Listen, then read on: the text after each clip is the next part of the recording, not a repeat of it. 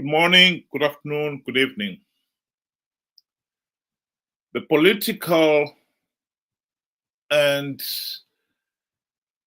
economic crisis in Mozambique and now the war in DRC are pressing issues for SADC.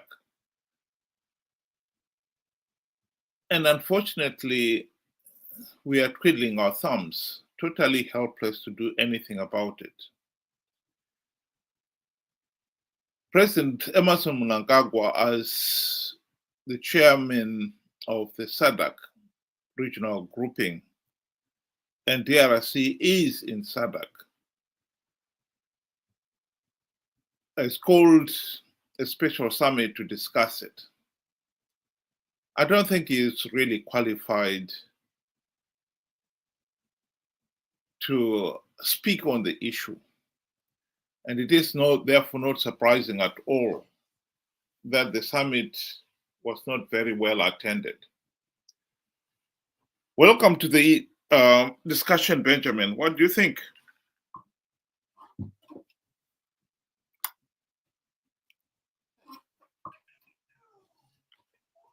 Good day to you and good day to our viewers. Thank you for joining us.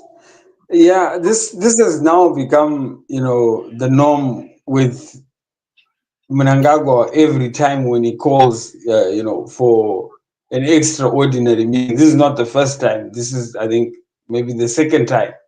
And it seems as if most of the Southern African leaders do not bother attending.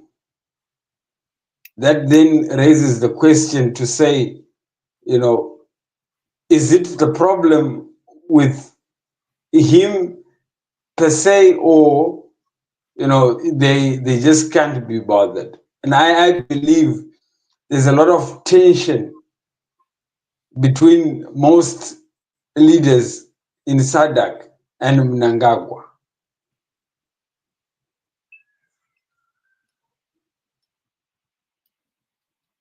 I think one of the tragedies of Africa in general is that as much as we have wanted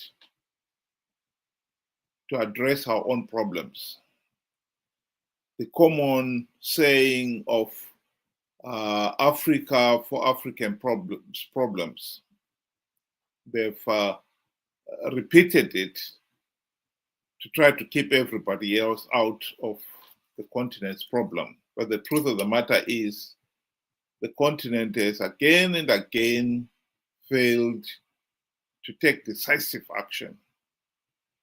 In the case of DRC, this is a war that has been going on for decades. The political and economic instability in the DRC has been an ongoing issue. And many countries, including Zimbabwe and many other SADC countries, have been to the DRC. And in the case of Zimbabwe, when we were there in the 90s, we joined in the looting of DRC's resources, which is at the heart of what is going on today. And so therefore, for somebody like Mnangagwa to be the peacemaker will always leave a bitter taste.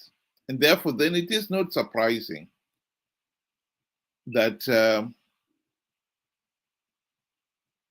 SADC is finding itself in a situation where they actually are totally ineffective.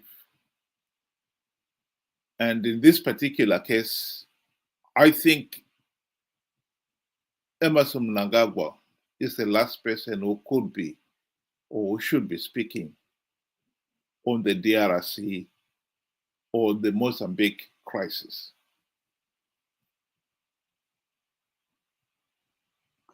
I agree with you. It's quite unfortunate that, at a time where SADC is needed the most, it has become ineffective because of rogue elements.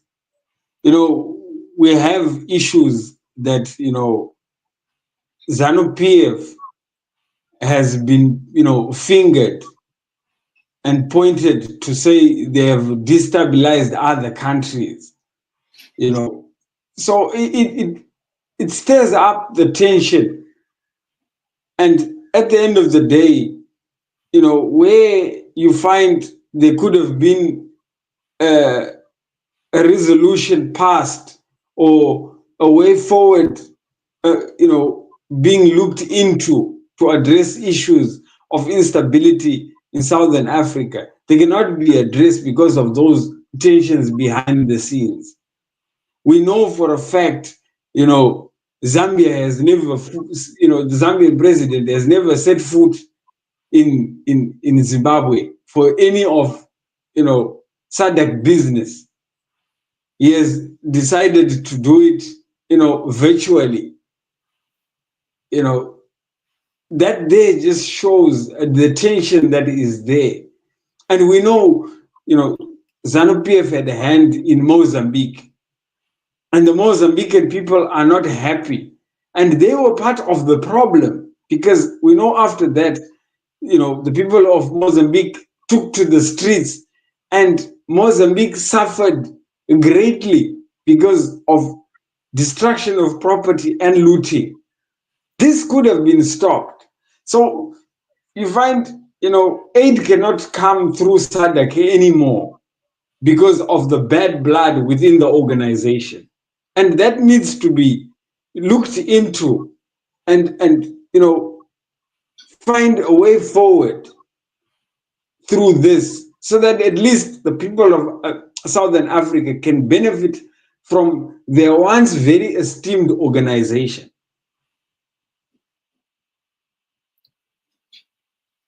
The problem of the DRC, in fact, go back to the time when that country gained its independence.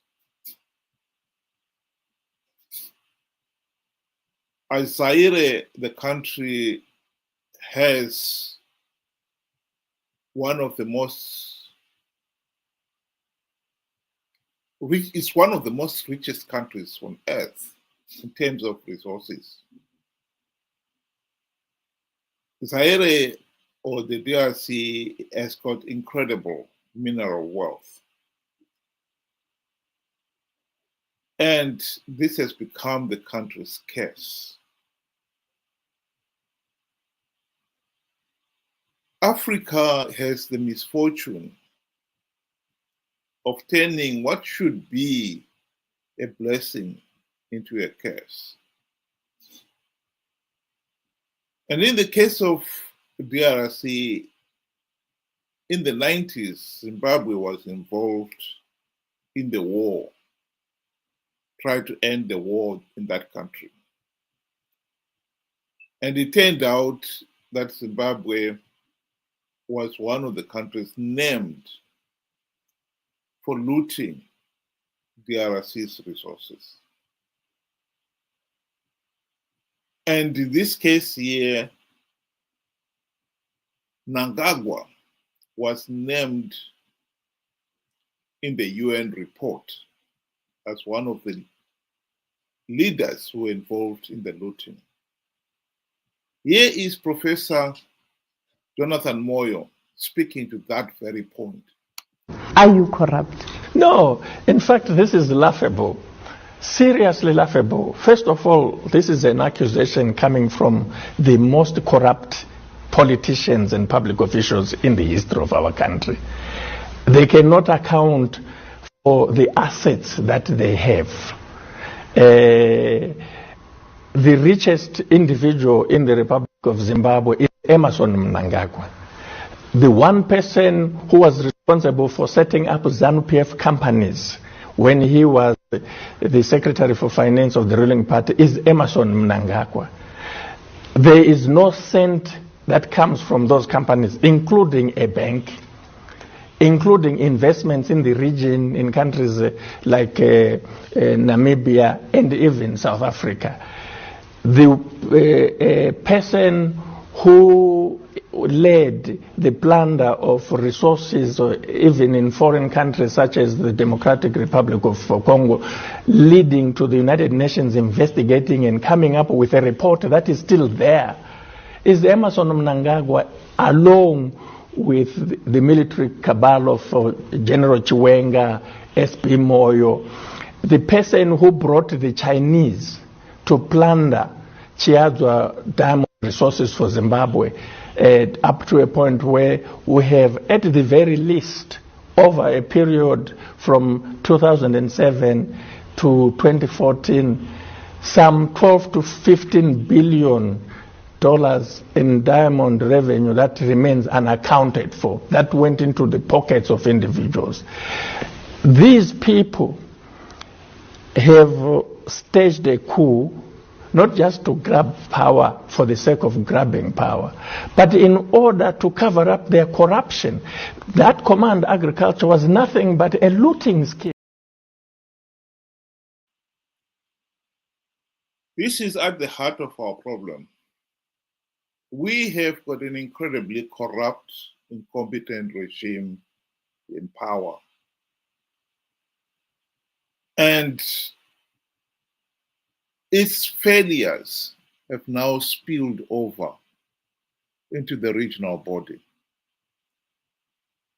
SADC, as much as people would want to see the problems of Mozambique and now DRC addressed in a more serious and meaningful way, we really cannot pretend that the people will expect to speak on that issue are not qualified to do so. I repeat, Emerson Mnangagwa is the last person who should be speaking on the DRC and Mozambique crisis. Why we have allowed ourselves to get this far beggars belief. The people of Zimbabwe have known all along that ZANU-PF rigged the elections. SADC and AU election observers condemned the 2023 election as flawed and illegal. Mnangagwa is illegitimate. And now we have got an illegitimate regime at the head of the regional body. We have got an illegitimate president in Zimbabwe who has been accused of political and economic involvement in the DRC and Mozambique, and thus making him the least qualified to even speak on that crisis. The tragedy is, by failing to address the DRC problem, it has now been compounded. God only knows what is going to happen next in the DRC. The suffering of the people in that country is becoming unbearable. The amount of time they have had to be moved to run away from wars is unbearable. The crisis in Mozambique is, at the present moment, confined to that country, but could easily escalate and drag Mozambique and other countries in the region into conflict. Zimbabwe itself is facing uncertainty. This issue of Mnangagwa trying to stay in power by amending the constitution so that he could stay beyond the stipulated maximum 2-year limit for a president is putting a lot of tension within the country. I think the possibility of yet another coup cannot be ruled out. This is a nightmare of our own making. We should have never allowed Mnangagwa to take over power in Zimbabwe. We did. I think it would be amiss to fail to mention that Zimbabwe had its best opportunity ever to stop the ZANU-PF dictatorship during the 2008 to 2013 GNU. We wasted it. SADC had made it possible for us to finally do something to end the ZANU-PF dictatorship. Unfortunately, MDC, CCC leaders sold out. And now the whole nation is paying dearly for it. And now the whole region is paying dearly for it. This is a crisis that could have been avoided, and we did not. Thank you very much. Ben, do you want to give your closing remarks? Yes, in closing, I would want to say, just to say what is happening in DRC. So obviously DRC, they were fighting, but now it has escalated. They are now, not only shooting each other, but they are now using, bombs and other military, weapons. So now it has gotten to an extent where innocent people are getting killed. I was reading of a story of where 2 children were actually blown up by a bomb. It's quite unfortunate that we find that we have a SADC now that has got tensions within itself, that it can no longer help its citizens because of this bad blood, of which we know that ZANU-PF is the main culprit. Everywhere you turn, their name and the records are there to show that they've had an evil hand in the problems that Southern Africa as a whole is facing. We have Mozambique, ZANU-PF was fingered in there. We have DRC, the documents are there, like Professor Moyo said. We have Zimbabwe itself. There is an illegitimate, tag on Mnangagwa's head right now because he failed to hold free, fair, and credible elections, according to the SADC report. So the tensions within SADC, if you look closely, and the common denominator will be ZANU-PF, Emmerson Mnangagwa. And then now we kind of expect him to address the problems that are in Southern Africa, yet most of the problems are caused by them. It doesn't help the situation any better. So it's quite sad. That's how I would end it. Thank you very much, those of you who were able to join us tonight. I hope you'll be able to do it again tomorrow, usual time. 6 p.m. UK time, 8 Zimbabwean time. Good night.